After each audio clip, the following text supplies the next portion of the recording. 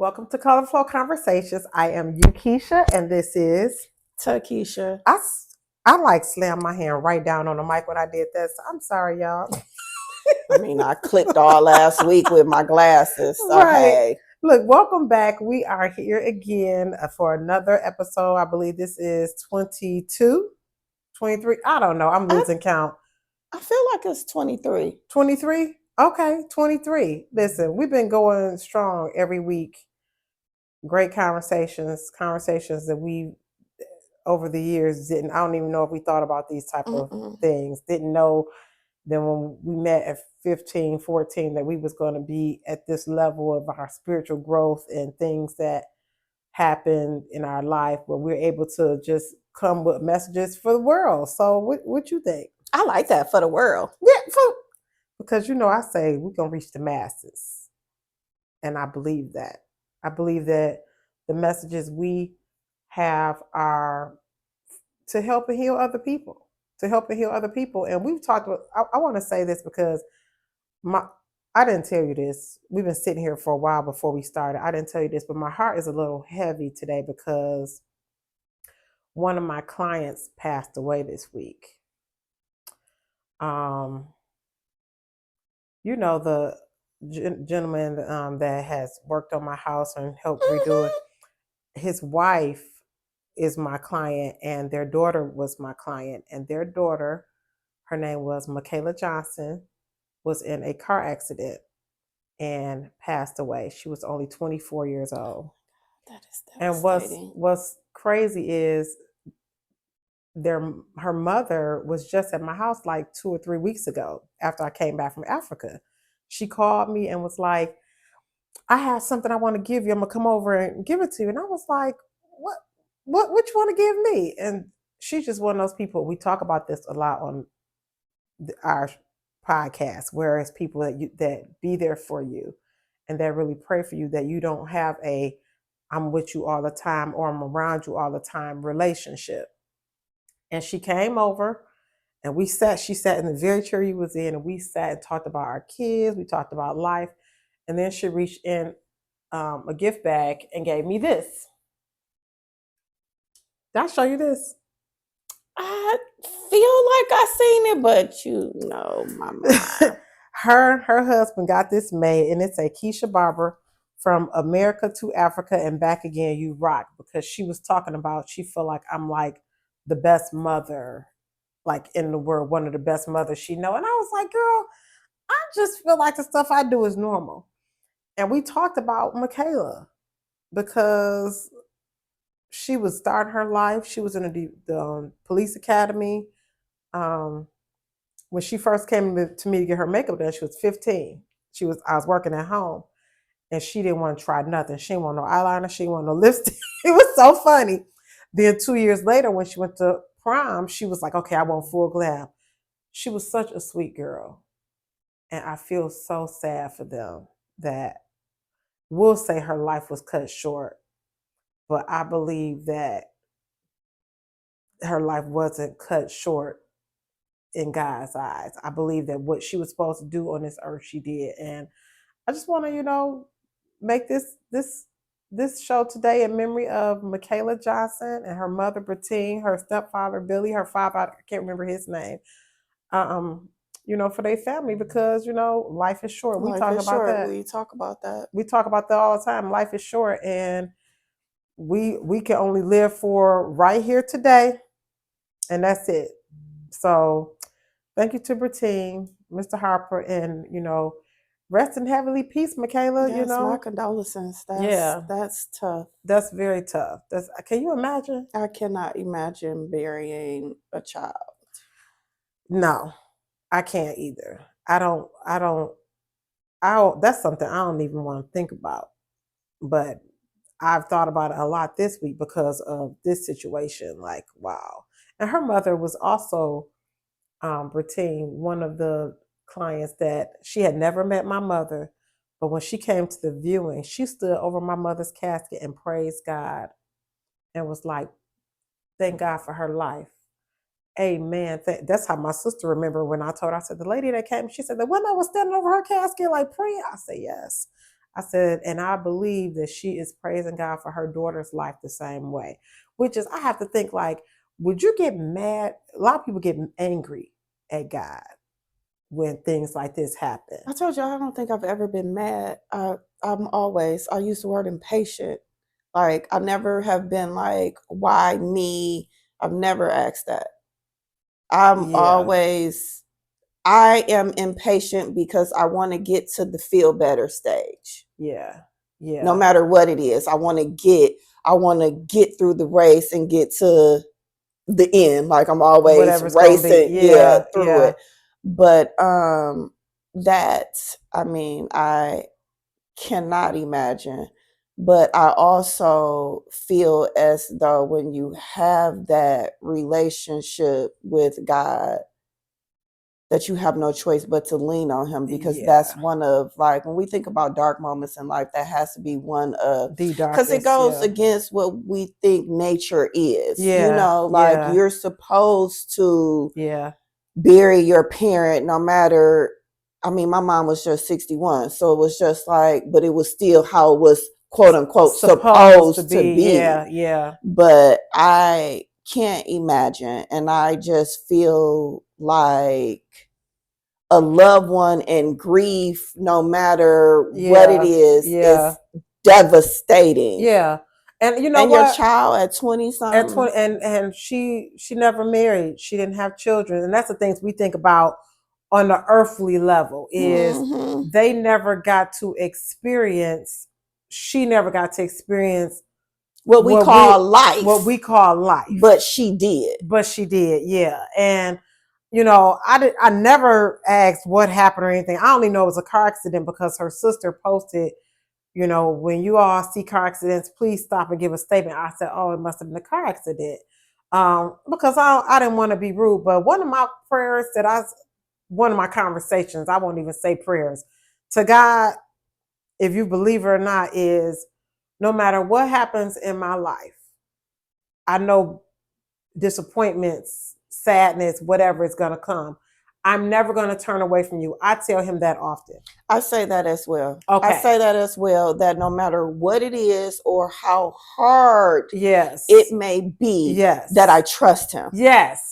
That I'm going to trust whatever you allow to come into my life. I'm going to trust you. I'm going to continue to worship you. I'm going to continue to give you praise. I'm going to continue to honor you, because no matter what, I believe you are who you are. Yes. And for me, that doesn't necessarily mean that it's going to be easy. Right. I mean, that's the thing. Because human nature, emotions, and all of that, that's the thing. That's true. So it doesn't necessarily mean that it's going to be easy and I wake up every day wanting to do cartwheels because of a devastating situation that happened. But it's still that centering, coming to trusting God no matter what. And I think that's where it's preached about, like, you got to trust God, but to honestly say, I'm going to trust you. And I believe her mother has that spirit, because she been on social media, like, she even put in my comments, girl, remember when Micaela first came to you? I'm sure she's mourning, but I know she's in that I'm going to trust you, God moment. And that's hard to be in that when something like this happened and it's like suddenly your life changed. Like, I pray for her strength. I pray for her strength, because I don't know what that's like, but I know the grieving process. Yeah. And I know for myself of being on the roller coaster. Yes. Whereas I'm on the peak, and it's just like, and then I'm, you down. The up and down. Yes. Up and down. So it's just that I just pray for her strength. I pray for her strength. I pray for her children, because this was the baby of the family. She was the baby that they loved, and her siblings, they was a close family.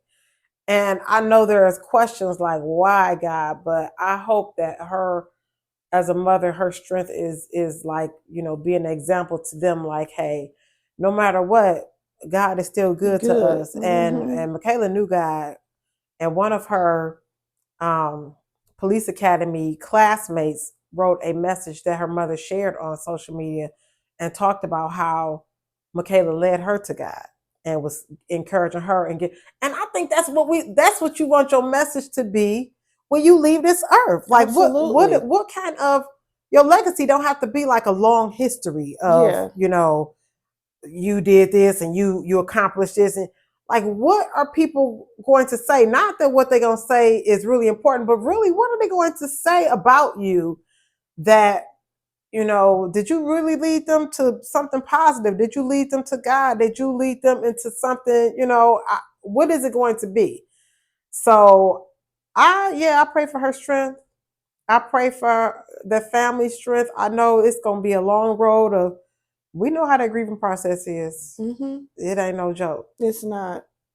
It ain't no joke. So I just, that's surprising that, well, no, it ain't surprising that me and you say the same thing to him, like, no matter what, I'm still going to trust you. Like, I say it often. And no nothing bad be happening. Nothing bad. It was part of my prayer this morning. Oh, wow. Okay. This morning. Yeah. And it's not like, and I say it often too, but I specifically said that this morning. Really? Wow. Yeah. I said, and I never knew that you, it's so funny. We have a similar prayer, but, and that's also because I know things don't happen. Like I always say, life be lifing, but and it's levels to it lifing. But no matter what level it's on, I do not want to ever be depleted again in my life. Yeah. I want to trust God that I know it may look dark right now, but I'm going to make it through this moment. It's funny, when we were watching a previous episode right before we started, and we was watching a part where I was saying like it was a point in my life where I felt like I was always losing. I felt like I was always losing. And you said, I remember that. Mm-hmm. And that was a dark period for me. Like I just felt like ain't nothing going right. I'm just always losing. And now to be on the other side of that. But as your friend who was right there, who remembered getting the calls, it sounded like frustration. Mm-hmm.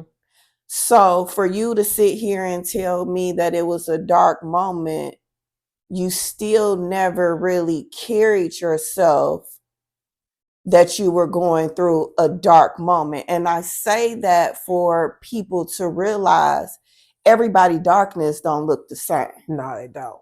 It don't. It don't. Mm-mm. My dark be pitch black. When I'm entering it, if you are a consistent part of my life, you know. Yeah, yeah. Whereas I knew as your friend that it was a hard time for you and it was frustrating, but I don't know if I would have labeled it as a dark moment. Dark. But probably because of what you see as dark is what your dark is.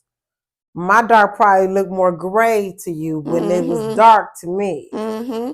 So it takes us back to how we say like you can't get through that type of thing. Yeah. But and I mean that in a way whereas you were still carrying yourself like I can get through this. Yeah. Even though it was a dark moment. But that's what I'm saying. Like people go through things and it be dark for them. It was dark. It was dark. I think it was one of the darkest moments I've ever had in my life, other than when my mother passed, because I experienced things during that time that I had never experienced before. And I really, really, really didn't know how I was going to come out of it. Like, I'm good at, I probably said this before, not looking like what you're going through. Mm-hmm. I am good at that. Probably because I'm a makeup artist and I can cover it up. And also, sadly, I think culturally we conditioned to be like that too. Yeah. Like you might be like this, but once you step out or for the world, me, I'm. You just go. You get it. You gonna get it. That dark gonna be like, nigga, I'm in a dark place. I'm dark. I'm in a dark place. Yes. Leave me alone. Yes. I'm shutting down. Yes. Mm-hmm. It's crazy though, because I probably would consider my dark moment on the level of yours. We just reacted and we handle it differently. Yeah. Because I'm sure that if I was going through what my client routine is going through now with losing her 24-year-old baby, that I probably would be like in a sunken place for a minute. Yeah. I wouldn't even be able to comment or make a status. She's commenting positive. She's remembering.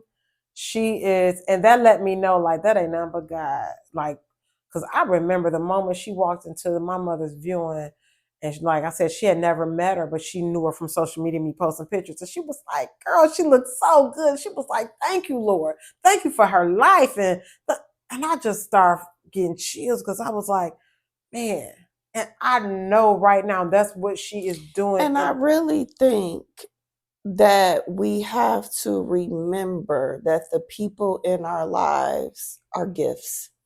Yeah. They're gifts. Yeah. So we need to treat people accordingly because, like we say, we don't know when the time is going to expire. We do not know. God gives us these presents in our life, and we need to take care of them until he say, okay, the time is now. Mm-hmm. And I hate to say stuff like this be a test because we all gonna leave here. We all gonna leave here. But in the process of me living, I'm like, I'm never going to doubt you.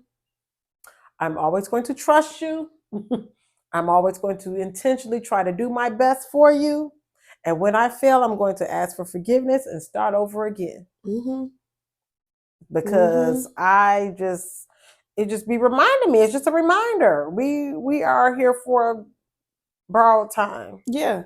An appointed time. Appointed time. That's what it says. So our dark times that we have, like your dark place, my dark place, we have to try to not spend so much time in those places. Mm-hmm. Because we're wasting time. Mm-hmm, mm-hmm. That's why I have been trying to reprogram my brain and just everything and to move slower. Because when I move slower and I process things slower, it works better for me because I'm not eager, as in I'm not excited about what's going to happen. And I'm not anxious, worried about what's going to happen. Yeah, I'm just trying to be in a relaxed state where it's just, I'm cool. Right now, I'm cool. My morning started off good. Whatever going to come is going to come, and I got it. You know what? I just came to my mind right now because we were talking about some other things. I was like, man, but when you intentionally living like that, how you saying you are, that's when your tests come to try and take you back. Mm-hmm. You know what I mean? Mm-hmm. To try and take you back to that. Mm-hmm. And they'd be like, she ain't going to be strong. She ain't going to be strong. She going to go back to that. She ain't going to trust you. Or you know what? And I've been fighting back my tears since I've been sitting here. But it just makes me think too, because I know that it's coming for me. Yes. I know that it's coming for me. I feel it coming for me.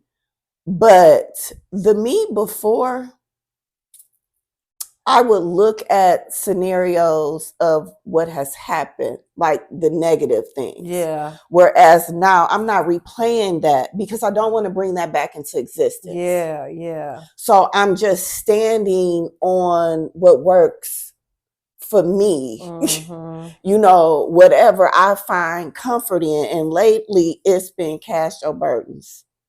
Wow. Cast your burdens. Yeah. So that's what I've been reminding myself, that when I cast those cares on him, I can let go and I'm okay. And whatever is going to happen, I can make my way through it with him. And it may not turn out how I want, but it ain't always about me. And that's something that I have to realize too, because I have this plan. And your plan don't always be his plan. And my plan is not his plan. I know my plan don't be his plan. It is so not. Yeah. That's why when I finally, and I don't know if I even said this on the podcast, like I just surrender. I'm tired of trying to figure it out. I'm tired of worrying. I'm tired of just living in or for the future. Like it's smart as adults that we are prepared. Don't get me wrong, but we need to spend more time in the moment, in the now. Yeah.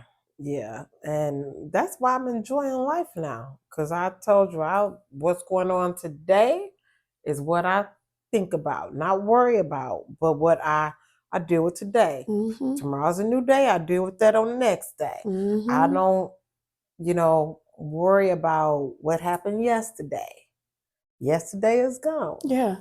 It's whatever. It ain't never coming back. It ain't gonna exist no more. So I'm like, we have our plans, and it's good to have your plan. They say, write your vision, make it plain, and I do that. But I always know that what I write down may not be God's plan for me.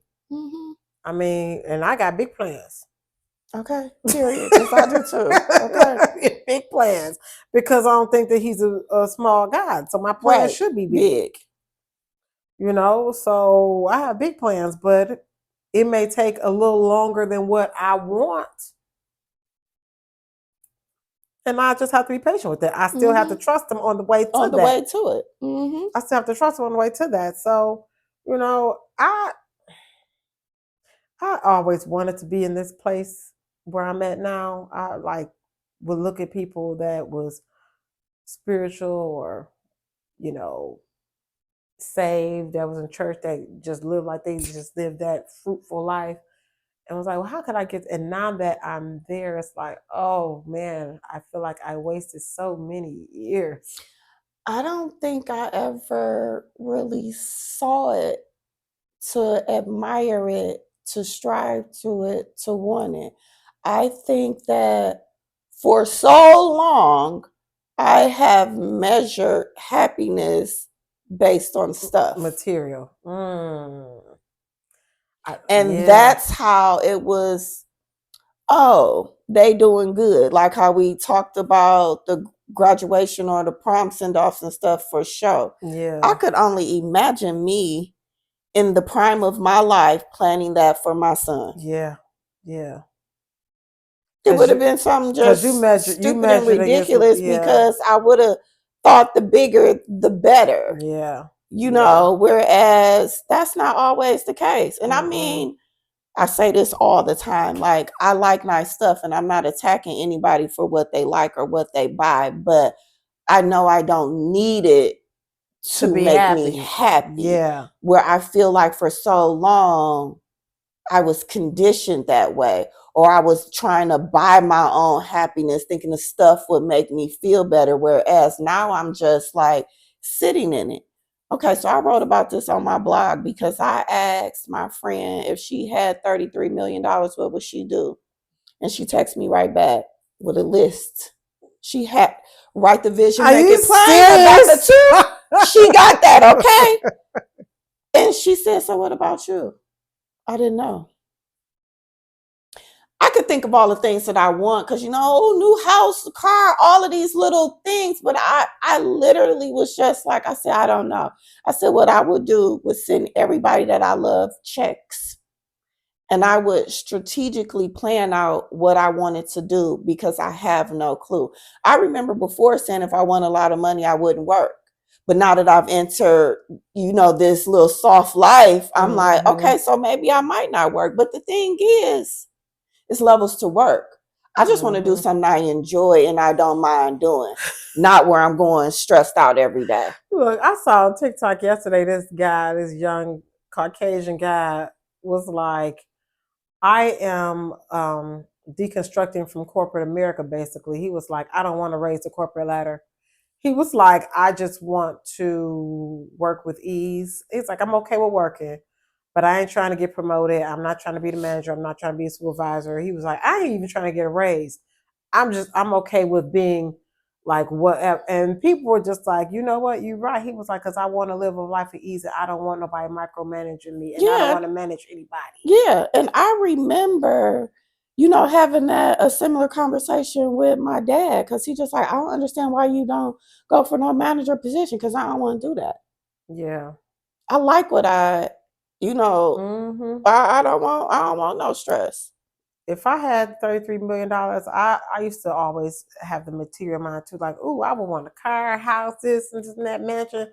Now, the first thing I would do would be to help some needy people, because I believe when I help people that's in need is when I really see more blessings. Not that I'm doing it for the blessings, but that's where I know the circle of life. It's going to, I will help the homeless, help some children, help, whatever the need is in that area first, because I have everything I need. I don't have to have a big why. I reposted that thing from I'm Tupac. pretty sure I'm gonna get me a waterfront home. I'm pretty sure. And and there's nothing wrong with that at all. It's just, I'm trying to hold out though for I'm trying to hold out. But I mean, property is property. We can collect that. You love the water. Really, you love the water. I love the water. You love the water. That's really the thing. You want to live by the water. Yeah. I mean, I understand that. I might take my little manifesting to a different level and give me a little pool and just sit in the backyard and go in the backyard like I'm looking at the water. Listen, you love the water. Sometimes you gotta do what you gotta do. You gotta do what you gotta do to make that vision plain. But he a big guy. When it comes to like charity work, is it philanthropy? Is that how you say it? What area, like, you think that homeless is something that you are? I think that because I didn't even used to have a heart for, sadly, I didn't always feel bad when I saw homeless people, because I was similar to, they probably got a house around the corner. For years I probably did feel that, but now homeless children that's in need, it just bothers me when I see it. I just, and I feel like a lot of us people got more than enough to help, and don't nobody be helping like that. Like, I got a little to help, but we have people that have more that just don't help.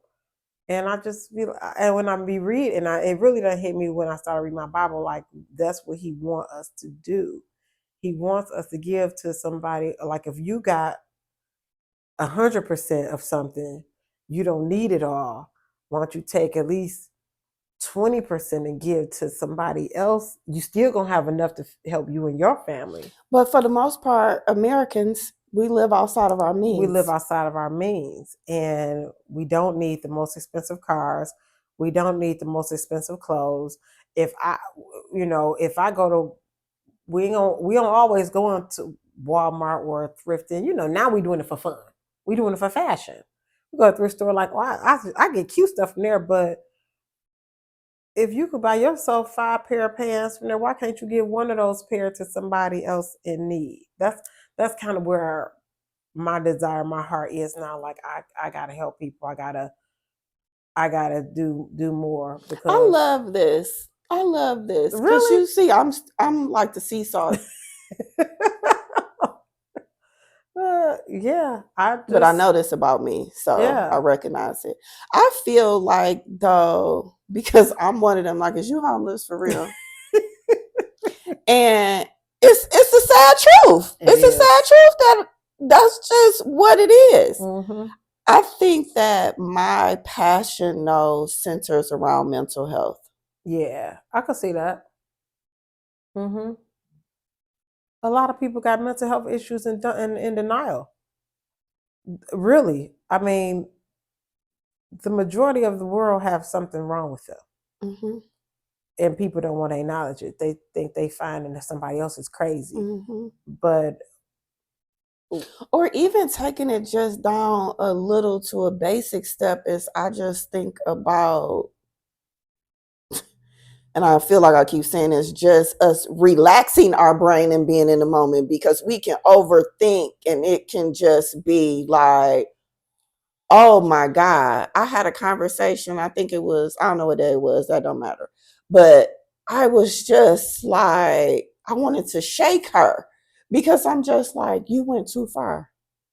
Just your brain, you allowed it to do way too much to put you into a negative state, because we think of all of these negative scenarios and the anxiousness and being nervous when it's just like, relax. I know with that, because I used to be a huge overthinker. Woo. Overthinking and people pleasing. Overthinking how I can people please. Really? Yeah. I was an overthinker. Now, to be in a relaxed state, and still sometimes I get anxious, but I recognize it now and can be like, you know what? Let me calm down. Let me just sit in it for a moment, because maybe this is not what I'm supposed to be doing or where I'm supposed to be at. It's not my issue or whatever to figure out. And I used to be a huge I overthought everything. And it was horrible, horrible. I overthought relationships, jobs. I was people pleasing in jobs too. I went, which is while we talk about these companies, I went over and beyond for companies that, trying to be the best employee. I did that for years, but they're gonna like me more. But I cut that out. I'm pretty sure I was in my 30s when I cut that out. But I did that for a long time, like wanting to be the very best. Now I'm just like, I'll be looking at people. I want to be employed because I want my little check, but I don't need the 5-star behind. I'm okay. And then folks who don't take their vacation time, I'm like, they still gonna fire you if they want to. Enjoy your life. I was one of those people, and it came so I had a different factor because as a single mom, I didn't want to use too much time because I want to have time available. But I still, I worked at companies that gave a generous amount of PTO, and I still didn't use it like I should have during that time. And then it was just like 1 year, I remember, well into late adulthood, when it was just like, it was the first time ever that I had took a week off of work. Because I would only do little long weekends. And I remember doing that. And I was just like, so you waited your whole career to take a week off? Let me ask you this. You said that you was a single mom, so you were saving your time. Like if something happened with your son and you need to take time off. Yep. So if he got sick, it'd be like, oh, okay, I can, or if I need whatever I needed to do around him, no matter what it was, that time it was Jordan Bank. It wasn't like PTO banking the time off. It was for him. Do you know, and this is kind of changing the subject, but that made me think about what I was thinking about yesterday. I went to the college orientation and I sat in a room and I thought about parental sacrifices while I was there. And what you said made me think about it, because I scanned the room and most of the Black people that were there were women, and we were alone, which put me in mind there was a single mother. Now, if it was a father involved, I don't know. But when I looked at the other races, they had mother, father, some of them had grandmother, grandfather. Everybody was there to support. And I don't think that I don't want to say race or culture, because you got some families that do support, but the majority I see, they don't make the sacrifices to be as involved as they should, which why I think our children may fail because they don't have the sacrifices. I can say for my situation with Jordan, there was most definitely things that I sacrificed as the sole single parent, but I was very grateful to have parents that were involved in his life, because graduation, my parents was there. When I took Jordan to college, you remember I was there, all y'all went. Yeah. Why in my mind did I think that was a cup and I was knocking it over and about to spill it? Where did my brain go? But remember, so we was there, we went, and every time that I went to take Jordan and pick him up, my mother never missed. I don't know if my dad went every single time. I feel like he did too. So I had support from them. Mm-hmm. But there is still so much that I had to do by myself, like going to the games and stuff. Like a lot of times I did that. I don't know if it was junior or senior year when my dad started coming, you know, it was sometimes when I couldn't miss it where my dad would go on my behalf. But like field trips and all that, I wasn't missing that. Mm-hmm. I stood on the premise of I never wanted him to say it was just my mama. Mm-hmm. So I always wanted to be there no matter what. And I wasn't going to let me going on a girls trip or taking a vacation, and sadly even taking a vacation with him, interfere, because I don't know how I'm gonna need this time. I may need to take a half a day because he going to a track meet somewhere and I am going to be there. That's how I feel. It didn't matter about nobody else. I take my like days that's off. cool. Yeah, and I guess that's where I am. I don't care what nobody else do. I'm gonna be there. I'm gonna be there. I'm gonna be there. But I kind of got sad scanning that room to see that we didn't have the family there. Mm-hmm. We had the mama. They had the mama, the daddy, the granddaddy, the grandmama, probably an auntie, uncle. It was like, and I was like, man, you know, do you think that affect our kids more or no? Because as long as they got the mama, they're gonna be good. It most definitely affects.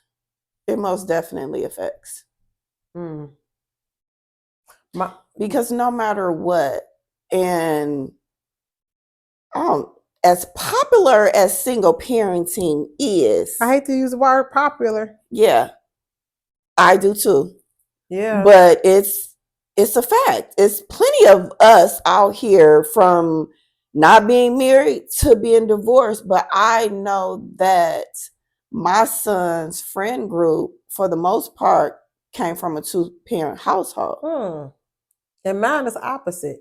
He got, because yours had the same friends from little too. Mine got the same friends from when he was in pre-K, and all of us except one, and it's probably a group of about 7 or 8 of us, all of us except one of them is married.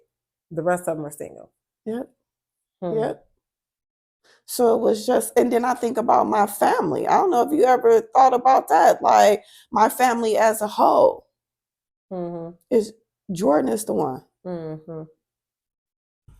Yeah, that just made me think about that when you were talking about the sacrifices you made as far as your taking the time off, like that was going to be for him. Yeah. That's why I was like, my plan, of course, my plans for my life, we say our plan ain't God's plan. This was never my plan. I thought I would still be married, 2-parent household, blah, blah, blah. I was like, but only God knew that I would be able to have my business and have the freedom to do what I need to do for my kids. You know what's crazy? My plan really is what happened. Really? Because I was like, I want a son. I ain't want to get married. Like, I wanted to do all this jacked up and wrong. And I did that. Okay? Now here I am at 48. Like, Father God. Tikisha, I don't remember you saying you didn't want to get married, or I don't know if it's anything I ever said aloud to anyone.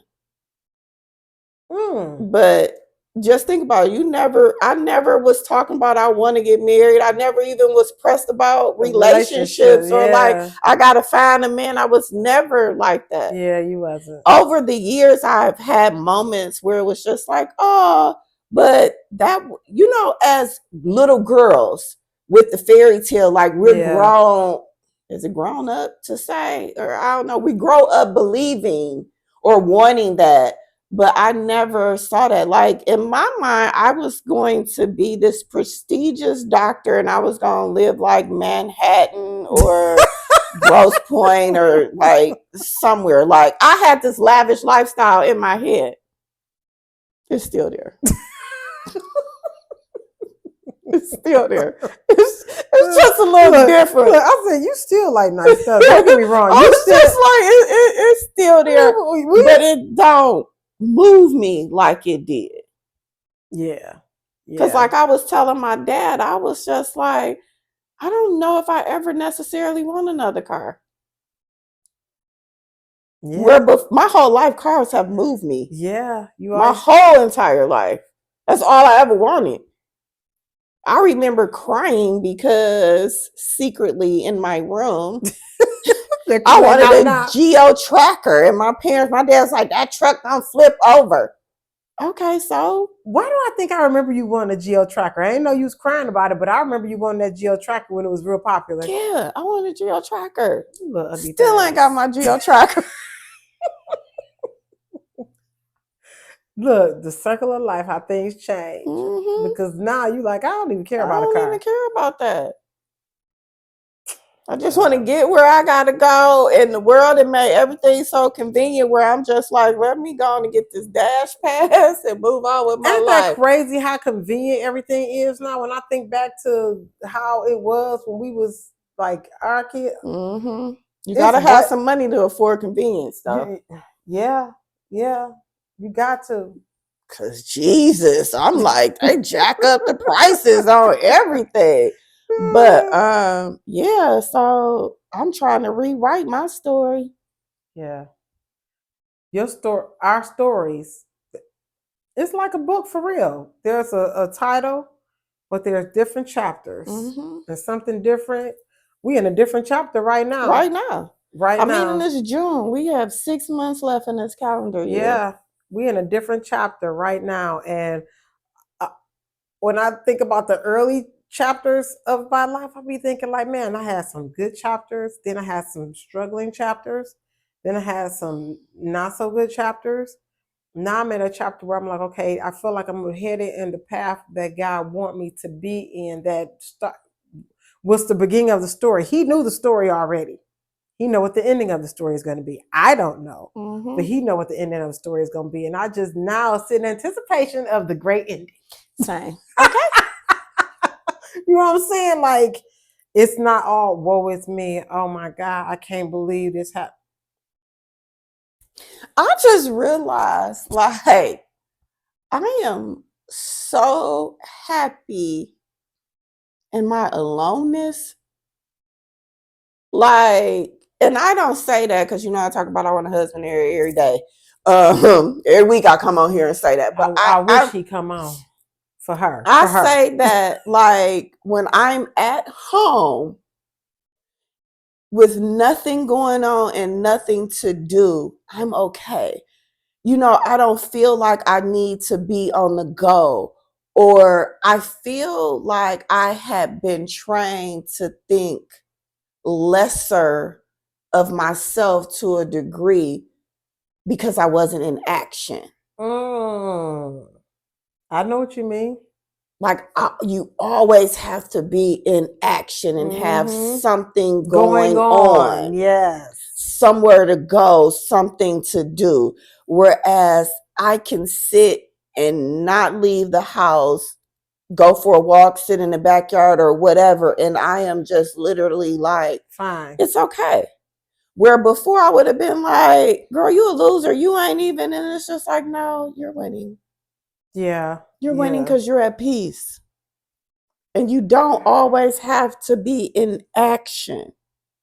That's a great message, because so many people believe that you always have to be in action or have something going on to be accomplishing something. Yes, I remember, and I think I said this before, like working 70, 80 hours in 1 week and just like, oh girl, you did that, and it's like, and nothing's wrong with that. Won't say I won't never ever do it again. I probably won't. Because why do I want to tire myself out for what? When I know that if my basic needs are being met now, I don't need to do all that. Yeah. Like, you can have a goal, and, you know, my friend's planning her 50th next year. So I would like to join her on that trip so we can have goals that we work to, but I never want to feel like I'm accomplished because of all of the stuff that I have going on in movement.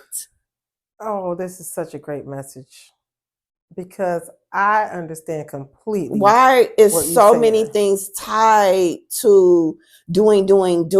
Like, oh, like she does this, or she's successful because she does so much. Right. Just like you said, like when we depart, I don't necessarily want it to be the story where I became a branch manager over something and I had worked in, the financial industry for so long. No, if y'all say she was kind, she gave some words to uplift me, I'm okay with that. I want to be in a position, and you and I know we agree on this, whereas if there is a financial legacy, I'm not saying that I don't want that, because I don't want my son, his children's children to struggle like I did. So when they talk about that in the Bible, I'm here all for that. But I'm not trying to run myself in the ground to make that happen. I'm not either. I'm not trying to do that. I'm in agreement. And you know what? I see that a lot with, and I don't know if it's because, I guess it's different reasons. I see a lot of us that stay so busy and do so much and dibble and dab and everything, and I do this, I do that, and I don't want that life either. I don't think that's what's going to bring me fulfillment. I don't think that's what's going to bring me wealth. I don't think that's how it's supposed to happen for me. I agree, for me as well. And wealth is different for different people.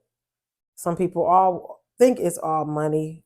It's not for me. No, for me, it's freedom. That part. So a lot of people, I get flexibility. I get asked a lot, why didn't you ever do like a makeup line? And why don't you do this? Why don't you do that? It's not that I'm lazy. I don't want to. I don't want to. And here's the thing too, like things happen and things change, and our desires, and goals, they change over time. Because who I am today, nobody could have told me that. Yeah. And if I change my mind, I'd be like, you know what, I will do this. I'm still not going to do it where I'm going to drag myself around. I'm not going to. I don't think that it's a great feeling to be so busy all day, all week, and then you're too tired to really enjoy life. The simple pleasures of life. And a lot of people think the enjoyment comes from a vacation, or I'm talking about every day. Simple pleasures. Every day. What I enjoy. I don't have to go to an island to enjoy, because I enjoy my life tremendously now, more than I've ever have. And I think I shared with you, like similar to what you were saying, as far as you feel so good in your solitude, basically. I always felt like I had to have somebody to feel good. And now at this mature age, of the word I use, big ass age that you use, I finally feel the same thing. And I think I told you a couple weeks ago, I was like, man, it was a holiday. I can't remember what it was. My kids was gone with their dad, and I was in the house by myself, and I was like, For a moment, I was like, am I lonely? Then I was like, no. God like reminded me, like, you ain't never alone. Like in that very moment. And I feel good with that, because I enjoy the solitude now that I never even thought I would experience. And let me say something to lighten this up too. I'm a sleeper. Child, I know you are. You take a nap quick. So I could sleep my life away and be happy. Like, that nap was good. It was 4 hours. I asked you, I said, do you set an alarm when you take a nap? You was like, no. I don't set an alarm at all. I wake up when it's time to get up. Whenever God say get up, I'm up. That right there is a blessing.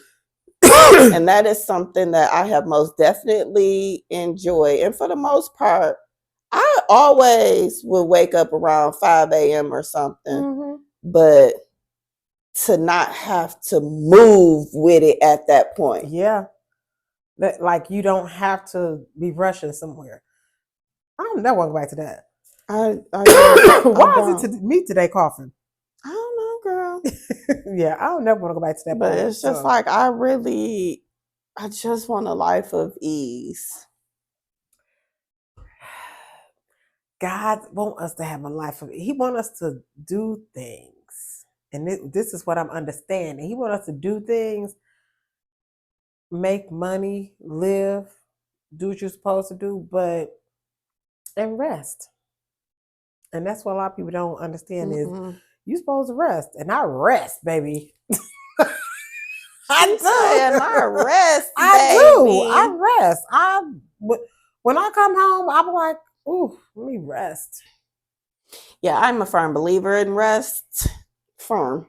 Stand on it. I rest, and I don't mind paying somebody to clean for me. And I don't mind saying, no, I'm not going because I want to rest. I want to rest.